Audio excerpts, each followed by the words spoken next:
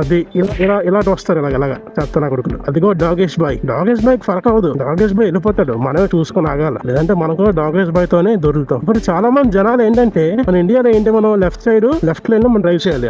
ఆగు left lane లో మనం డ్రైవ్ చేయాలి. ఇప్పుడు లెఫ్ట్ లేన్ లో కాదు, రైట్ లేన్ లోనే తిన్నగా వెళ్ళిపోతారు. లెఫ్ట్ లేన్ లో రాంగ్ రూట్ లో వచ్చేస్తున్నారు. రైట్ లేన్ లో లెఫ్ట్ రైట్ అని లేదు, ఎటు కాదు.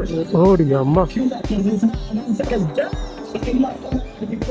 ఈ ఎండ ఏటి, డాన్సులు ఏటి నాయన. ఇప్పుడు జనాలు ఎలా డ్రైవింగ్ చేస్తున్నారంటే ఎక్కడ ఖాళీ ఉంటే వెళ్ళిపోవడమే. అది రైట్ లేనా, లెఫ్ట్ లేనా, రాంగ్ లేనా లేదు, వెళ్ళిపోవడమే. బాగా ఫోన్ లో మాడితే కష్టపడి డ్రైవ్ చేస్తాడు. ఇది క్రికెట్ మ్యాచా? ఈ ఎండలో క్రికెట్ మ్యాచా? ఓడియా అమ్మ. అంతేలే, మన చిన్నప్పుడు మనం అంతేలే, సమ్మర్ హాలిడేస్ అన్ని గ్రౌండ్ లోనే గడిపేవాళ్ళం. కానీ అప్పుడు ఈ ఎండలకి ఇప్పుడు ఎండలకి చాలా తేడా ఉందిలే.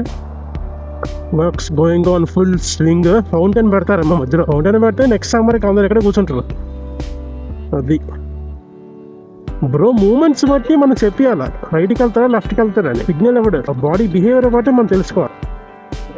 ఇదొకటి సిగ్నల్ ఎవరు, ఆ బాడీ మూమెంట్ బట్టి మనం తెలుసుకోవాలి లెఫ్టా రైటా అనేది. బొరత కొనుక అదిగా అంకుల్ డైరెక్ట్ హైవే మీద రాంగ్ రూట్లో వచ్చేస్తాడు అంకుల్. Very good.